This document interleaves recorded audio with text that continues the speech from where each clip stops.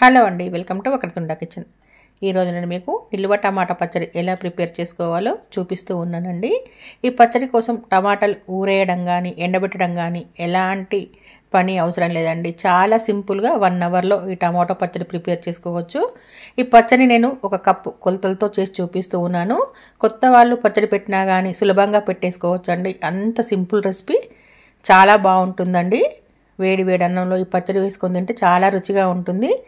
ఈ టమాటో పచ్చడి పెట్టుకోవడానికి నేను ఇక్కడ 1 కేజీ టమాటాలు తీసుకున్నాను.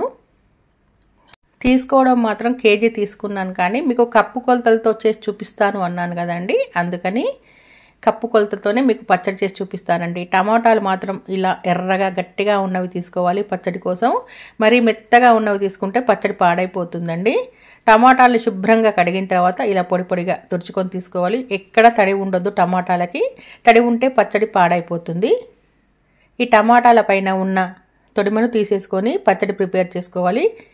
ఈ తొడిమ అలాగే ఉంచి పచ్చడి చేసుకుంటే మీకు పచ్చడి అనేది త్వరగా బూజెక్కుతుందండి. అందుకని ఈ తొడిమలన్నీ తీసేసుకొని టమాటాలని ముక్కలుగా కట్ చేసుకోవాలి. టమాటాలు కూడాను మనం మార్కెట్ నుంచి తెచ్చుకున్న తర్వాత ఫ్రిడ్జ్లో పెట్టొద్దండి. పెట్టిన తర్వాత పచ్చడి ప్రిపేర్ చేసుకుంటే టమాటాల్లో నీరు అనేది సరిగా రాదు, సరిగా ఉడకకుండా ఉంటుంది, పచ్చడి బాగుండదు. అందుకని బయటే పెట్టుకొని పచ్చడి ప్రిపేర్ చేసుకోవాలి. చూడండి, టమాటాలు నేను ఈ విధంగా మీడియం సైజులో ముక్కలుగా కట్ చేస్తున్నాను. మరి చిన్నగా కట్ చేయని అవసరం లేదండి. మనం ఎలాగో వీటిని ఉడికిస్తాం కాబట్టి ఇలా కొంచెం మీడియం సైజులో కట్ చేసుకుంటే సరిపోతుంది. ఈ విధంగానే టమాటాలన్నీ ముక్కలుగా కట్ చేసి తీసుకున్నాను. నేను ఇక్కడ మీకు కప్పు కొలతలతో పచ్చడి ప్రిపేర్ చేసి చూపిస్తాను అన్నాను కదా. అందుకని కొలత కోసం ఏదైనా కప్పు తీసుకోండి. నేనైతే ఇక్కడ మెజర్మెంట్ కప్పు తీసుకుంటున్నాను. మీరు ఏ కప్పు అయినా తీసుకోవచ్చు. గిన్నె ఉంటే గిన్నె తీసుకోవచ్చు, గ్లాస్ ఉంటే గ్లాస్తో కూడా కొలుచుకోవచ్చు అండి. అన్ని సమానంగా కొలుచుకొని పచ్చడి చేసుకోవచ్చు. నేను ఇక్కడ ఈ కప్పుతోని 6 కప్పుల ముక్కలు కొలిచి వేస్తున్నానండి.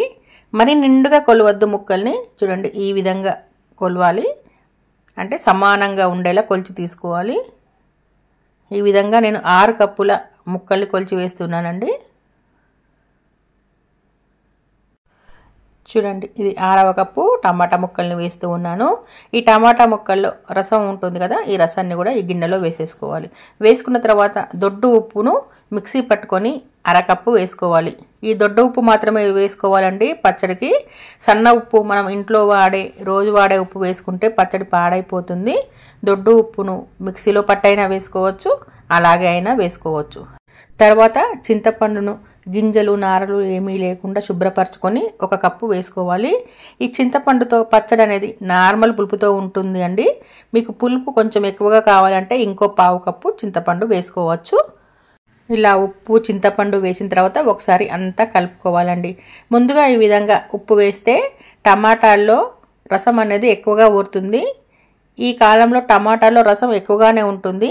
ఇలా ఉప్పు వేయడం వల్ల ఇంకా ఎక్కువగా ఊరి టమాటాలు మంచిగా ఉడుకుతాయండి. అంటే గిన్నె అడగంటకుండా ఉంటుంది. మనం ఇందులో ముందుగా నూనె ఏమీ వేయం కదా, అందుకని ఈ విధంగా ఉప్పు వేయడం వల్ల నీరు మంచిగా ఊరి టమాటా ముక్కలన్నిటివి చక్కగా ఉడుకుతాయి. తర్వాత స్టవ్ పై పెట్టుకొని ఇలా మూత పెట్టుకొని ఉడికించుకోవాలి. దీన్ని దాదాపుగా ఒక 1 అవర్ వరకు ఉడికించుకోవాలండి. టమాటా ముక్కలు చూడండి, ఈ విధంగా నీరు ఊరాయి చూసారా చక్కగా. మనం ఉప్పు వేయడం వల్ల ఈ విధంగా మంచిగా నీరు ఊరుతాయి చూసారా. ఇలాగే ఈ టమాటా ముక్కలు నీరంతా గుంజుకునేంత వరకు ఉడికించుకోవాలి. అంటే దాదాపుగా ఒక 1 అవర్ పడుతుందండి ఉడకడానికి. అలా అయితేనే మీకు పచ్చడి అనేది పాడవకుండా ఉంటుంది. అందుకని లో ఫ్లేమ్లో నిదానంగా టమాటా ముక్కల్ని మెత్తగా అయ్యేంత వరకు, నీరంతా ఇగ్గుకునేంత వరకు ఉడికించుకోవాలి. నాకైతే 1 అవర్ పట్టిందండి ఉడకడానికి. చూసారా, 1 అవర్ తర్వాత ఈ విధంగా ఉంటుంది. రసం అంతా ఇగ్గుకొని ముక్కలు ఈ విధంగా దగ్గరికి వస్తాయి చూసారా. ఈ విధంగా టమాటా ముక్కలు చింతపండు అనేటివి ఇలా మెత్తగా ఉడకాలి. ఇలా గుజ్జు గుజ్జులా కావాలి. ఇలా అయ్యేంత వరకు ఉడికించుకోవాలి. ఇప్పుడు స్టవ్ ఆఫ్ చేసేసుకొని వీటిని పూర్తిగా చల్లారనివ్వాలి. చల్లారిన తర్వాత మిక్సీ జార్లో వేసుకొని మెత్తగా మిక్సీ పట్టుకోవాలి. మీరు కావాలంటే బ్లెండర్తో కూడా మెత్తగా చేసుకొని పచ్చడి ప్రిపేర్ చేసుకోవచ్చు. ఈ టమాటో ముక్కలు పూర్తిగా చల్లారేంత వరకు మనం పచ్చడికి కావాల్సిన మసాలా ప్రిపేర్ చేసుకుందాము. దీనికోసం ఒక మిక్సీ జార్ తీసుకొని 3 స్పూన్ల ఆవాలు వేసుకోవాలి. ఆవాలు పచ్చివేనండి, వేయించినవి కాదు, పచ్చి ఆవాలే వేసుకోవాలి. వేసుకొని వీటిని మెత్తగా మిక్సీ పట్టుకోవాలి. చూడండి, ఈ విధంగా మిక్సీ పట్టుకొని ఈ ఆవాల పొడిని ఒక గిన్నెలో తీసుకొని పెట్టుకోవాలి.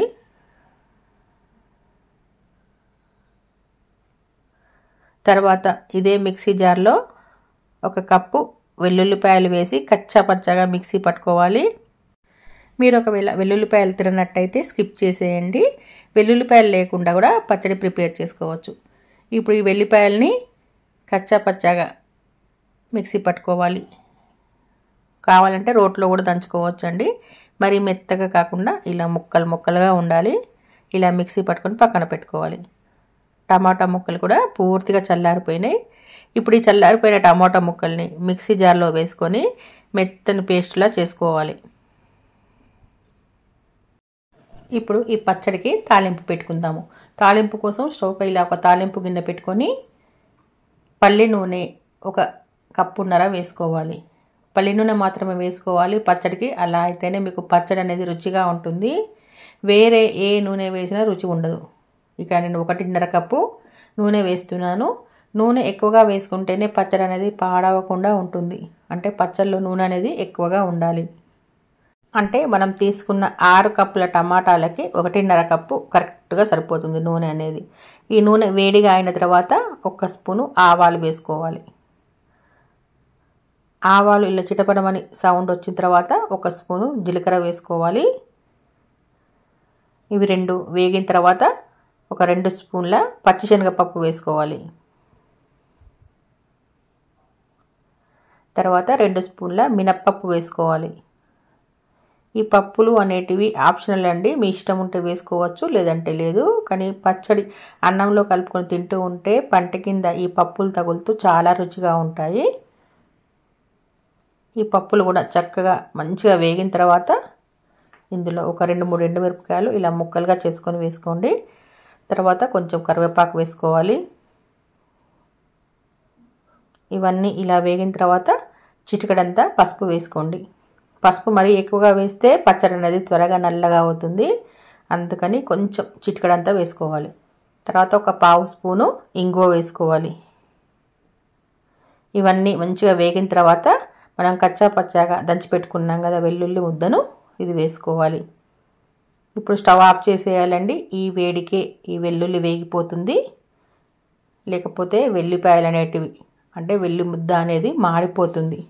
టమాటో పచ్చడి అదో రకమైన వాసన వస్తుంది. అందుకని స్టవ్ ఆఫ్ చేసేసి ఈ వెల్లి ముద్దను వేయించుకోవాలి.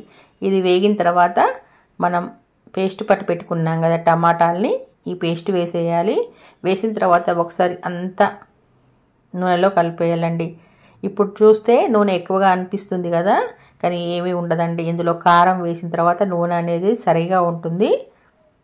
ఈ టమాటో పేస్ట్ అనేది కొంచెం నూనె చల్లారేంత వరకు కలుపుతూ ఉండాలి. అంటే ఈ టమాటో పేస్ట్ అనేది ఆయిల్లో కొంచెం ఫ్రై అయినట్టుగా అవుతుంది. ఈ విధంగా నూనె చల్లారేంత వరకు కలుపుకోవాలి. నూనె చల్లారిపోయింది కదా, ఇప్పుడు చల్లారిపోయిన తర్వాత ఆవాల పిండి పట్టి పెట్టుకున్నాం కదా, ఈ ఆవాల పిండి వేసుకోవాలి. తర్వాత 1 కప్పు పచ్చడి కారాన్ని వేసుకోవాలి. కారం ఎంత ఎర్రగా ఉంటే మీకు పచ్చడి అనేది అంత ఎర్రగా ఉంటుందండి. అందుకని ఎర్రటి కారాన్ని, మంచి కారాన్ని వేసుకుంటేనే మీకు పచ్చడి చూడడానికి కలర్ఫుల్గా చాలా బాగుంటుంది. అందుకని ఇలా ఎర్రటి కారాన్ని, ఫ్రెష్గా పట్టించుకున్న కారాన్ని మాత్రమే పచ్చళ్ళలో వేసుకోవాలి. చూసారా, ఈ విధంగా కారం అంతా వేసిన తర్వాత ఒకసారి ఈ విధంగా కలుపుకుంటే నూనెనంతా పీల్చుకుంటుంది. చూడండి, నూనె ఎక్కడ ఎక్కువగా అనిపించట్లేదు కదా, కరెక్ట్గా సరిపోయింది. ఈ విధంగా పచ్చడినంతా ఒకసారి మంచిగా కలుపుకోవాలి. ఇలా కలుపుకున్న తర్వాత పూర్తిగా చల్లారిన తర్వాత మాత్రమే బాటిల్లో తీసుకొని ఫ్రిడ్జ్లో పెట్టుకోవాలి. ఫ్రిడ్జ్లో పెట్టుకుంటే మీకు సంవత్సరమైన ఈ పచ్చడి పాడవకుండా ఉంటుంది. ఇప్పుడు ఈ సీజన్లో చేసిన, అంటే ఇప్పుడు టమాటాల సీజన్ కదా, ఇప్పుడు చేసిన పచ్చడి అనేది సంవత్సరం పాడవకుండా ఉంటుందండి.